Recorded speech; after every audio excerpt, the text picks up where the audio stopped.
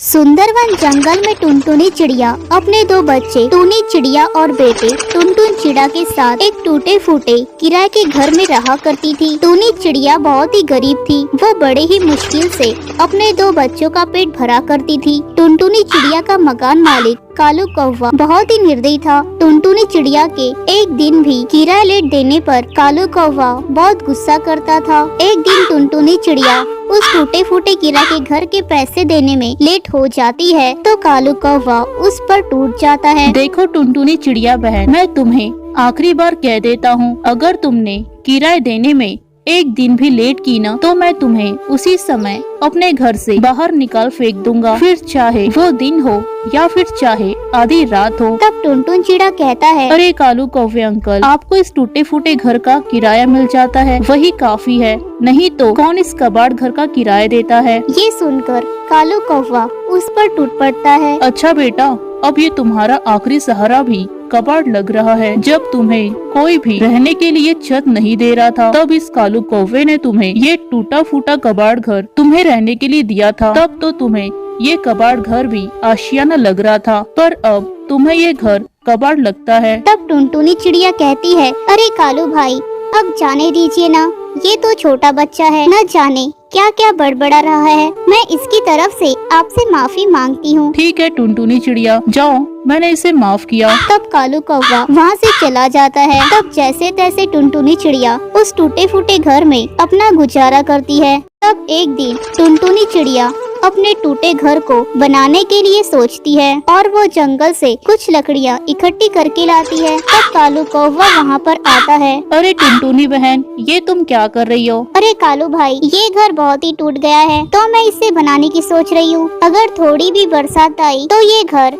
हवा से लुढ़क जाएगा, इसीलिए मैं इसे बना रही हूँ। अच्छा ठीक है, बनाओ बनाओ। तब टुनटुनी चिड़िया अपने काम में लग जाती है। तब कालू कौवे के पास उसका पड़ोसी बंटी कबूतर आता है। अरे ये क्या कालू कौवे, तू कहीं पागल तो नहीं हो गया? तो टुनटुनी चिड़िया को घर बनाने क्यों दे रहा है? कहीं ये टूटा फूटा घर बनवा कर उसे हड़प न कर जाए, ये कहकर कि ये घर इसने बनाया है। अब उन लोगों का क्या भरोसा कब वो अपनी औकात पर आ जाए। हाँ बंटी भाई, तुम सही कह रहे हो, मैंने तो ये सब सोचा ही नहीं। तब बंटी कबूतर वहाँ से चला जाता है। तब कालू कौवा रात में ये सब सोचकर सो नहीं पाता है और वो उतनी ही रात में टुनटुनी चिड़िया के घर जाता है। अरे टुनटुनी बहन, मुझे माफ करना, पर तुम्हें ये घर अभी और इसी वक्त खाली करना होगा। कल मेरे बेटे और बहू यहाँ रहने आ रहे हैं। तब टुनटुनी चिड़िया कहती है, क्या अभी और इस वक्त हम कहाँ जाएंगे कालू भाई? तुमने हमें पहले क्यों नहीं बताया? हम इतने रात में अब कहाँ जाएंगे? वो मुझे नहीं पता टुनटुनी चिड़िया, पर मैं तुम्हें अब यहाँ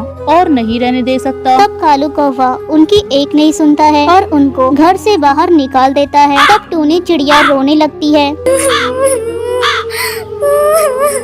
माँ, अब हम इस वक्त आधी रात में कहाँ जाएंगे? हमारा तो कोई सहारा देने के लिए भी नहीं है, फिर हम इस वक्त कहाँ जाएंगे? तुम फिक्र मत करो बेटा, भगवान कोई न कोई सहारा जरूर देंगे। तब वो तीनों जंगल में भटक रहे होते हैं। तब उन्हें एक विशाल शिमला मिर्च का घर दिखाई देता है। माँ वो देखो, वहाँ एक विशाल शिमला मिर्च का घर है। तब वो तीनों उस घर के पास जाते हैं। अरे लगता है इस घर में कोई नहीं रहता है। हाँ माँ, चलो हम इस घर के अंदर जाते हैं। तब वो तीनों उस विशाल शिमला मिर्च के घर के अंदर जाते हैं। वाह माँ, ये घर कितना सुंदर है। हाँ, अब हम सब इसी घर में रहेंगे। तब वो सभी उस घर में रहने लगते हैं। तो दोस्तों, आपको ये कहानी कैसी लगी हमें कमेंट में जरूर बताइएगा और ऐसी ही कहानियों के लिए इस चैनल को सब्सक्राइब कर लीजिए।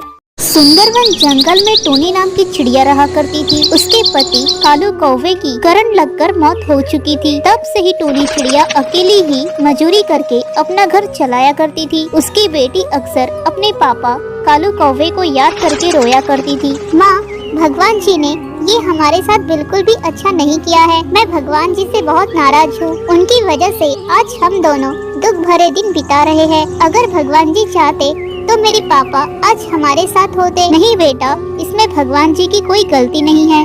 बेटा, जब हम इस दुनिया में आते हैं तब ही हमारे मौत की भी तारीख लिख चुकी होती है। इसीलिए जब हमारा समय हो जाता है वापस जाने का, तो भगवान जी भी कुछ नहीं कर पाते हैं। तब ऐसे ही कुछ दिन बीत जाते हैं। तब एक दिन टूनी चिड़िया के घर में उसका दोस्त बंटी कबूतर और उसकी बेटी बबली चिड़िया आते हैं। अरे टूनी चिड़िया, जो हुआ तुम उसे भूल जाओ और अब तुम अपनी बेटी खुशबू चिड़िया के साथ एक नई जिंदगी शुरू करो। मैं तो जैसे तैसे अपनी जिंदगी काट रही हूँ बंटी, पर मेरी बेटी अपने पापा को याद किए बगैर एक दिन भी नहीं रह पाती है। वो इस बात को मान ही नहीं रही है कि इसके पापा अब इस दुनिया में नहीं रहे। कोई बात नहीं टूनी चिड़िया, तुम अपनी बेटी खुशबू को मेरी बेटी बबली चिड़िया के साथ बाहर खेलने भेजा करो। वो दोनों एक साथ रहेगी तो उसे अच्छा लगेगा। तब खुशबू चिड़िया और बबली चिड़िया दोनों बाहर खेलने जाते हैं। तब अपनी बेटी का इंतजार करते हुए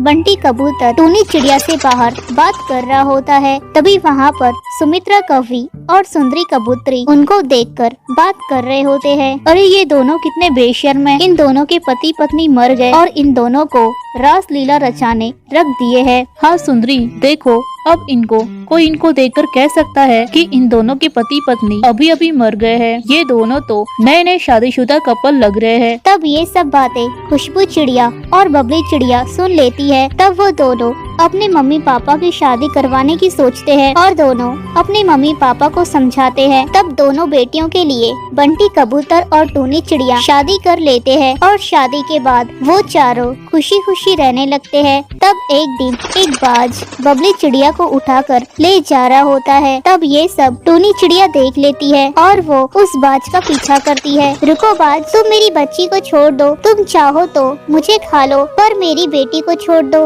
ये अभी बहुत छोटी है, इसे तो अभी पूरी दुनिया देखना बाकी है। मेरी मानो तो बाज, तुम मुझे खा लो। मैं इससे बड़ी हूँ तो तुम्हें मेरा ज्यादा मांस खाने मिलेगा। ठीक है टूनी चिड़िया, बात तो तुम मेरे हित की कर रही हो, इसीलिए मैं तुम्हारी बेटी को बख्श देता हूँ। तब टूनी चिड़िया बबली चिड़िया को घर छोड़ने जाती है और वो उस बाज के पास वापस आती है। तब वो बाज टूनी चिड़िया को मार डालता है। तब ये सब बबली चिड़िया अपने पापा बंटी कबूतर को बताती है। तब बंटी कबूतर कहता है, तुमने मेरी बच्ची के लिए अपनी बलि दी है टूनी चिड़िया। मैं ये तुम्हारा एहसान कभी नहीं भूलूंगा। अब मैं तुम्हारी बेटी को बिल्कुल भी तुम्हारी कमी महसूस नहीं होने दूंगा। मैं खुशबू चिड़िया को तुम्हारे हिस्से का भी प्यार दूंगा। तब बंटी कबूतर अपनी दोनों बेटियों को बराबर का प्यार देता है। फिर इसी तरह से तीनों एक साथ रहने लगते हैं। तो दोस्तों, आपको ये कहानी कैसी लगी हमें कमेंट में जरूर बताइएगा और ऐसी ही कहानियों के लिए इस चैनल को सब्सक्राइब कर लीजिए। संजय वन जंगल में एक बहुत ही अमीर परिवार रहता था। उस घर के बेटे कालू कौवे ने अब तक शादी नहीं की थी क्योंकि उसे कुंडली में दोष था, जिस वजह से कालू कौवे की शादी की उम्र निकल रही होती है। तब उसके माँ बाप उससे कहते हैं, बेटा तुम्हारी उम्र निकलती जा रही है और हम भी अब बूढ़े होने लगे हैं। अगर इसी तरह तुम्हारी शादी नहीं हुई तो हमारे घर का वंश आगे कैसे बढ़ेगा। माँ, मैं तो पूरी कोशिश कर रहा हूँ ना कि मेरी शादी हो जाए, पर अब मेरी ही कुंडली में दोष है तो मैं क्या कर सकता हूँ। तभी वहाँ पर जाने माने पंडित आचार्य जी आते हैं। प्रणाम आचार्य जी। खुश रहो बेटा, ये जाने माने पंडित आचार्य जी हैं। मैंने इन्हें तुम्हारी कुंडली दिखाई है। ये जरूर तुम्हारी कुंडली में दोष है, उसका तोड़ निकालेंगे। हाँ बेटा, मैंने तुम्हारी कुंडली में जो दोष है उसका तोड़ निकाल लिया है। बेटा तुम्हें उसके लिए पहले एक कुतिया से शादी करना पड़ेगा, तब जाकर तुम्हारी कुंडली का दोष निकलेगा और तुम्हारी शादी किसी पक्षी से होगी। माँ, मैं एक कुतिया से शादी कैसे कर सकता हूँ। बेटा, अगर तुम्हारी शादी एक कुतिया से होती है तो तुम्हारी कुंडली में से जो दोष है वो निकल जाएगा। फिर किसी तरह कालू कौवा कुतिया से शादी करने के लिए मान जाता है और फिर एक कुतिया का बच्चा देखकर कालू कौवे की शादी कर देते हैं। कालू कौवा उस कुतिया को शादी करके अपने घर लेकर आता है और वो उस कुतिया के साथ कुछ दिन रहने लगता है। कालू कौवा अब उस कुतिया को अपनी बीवी मान चुका था और वो उसे अपने साथ अपने कमरे में रखता है, पर फिर भी उसके लिए किसी भी पक्षी का रिश्ता नहीं आता है। तब कालू कौवा हार मानकर उस कुतिया के साथ अपना जीवन बिताने लगता है। तो दोस्तों, आपको ये कहानी कैसी लगी हमें कमेंट में जरूर बताइएगा और अगर आपको ये कहानी अच्छी लगी हो तो ऐसे ही कहानियों के लिए इस चैनल को सब्सक्राइब कर लीजिए।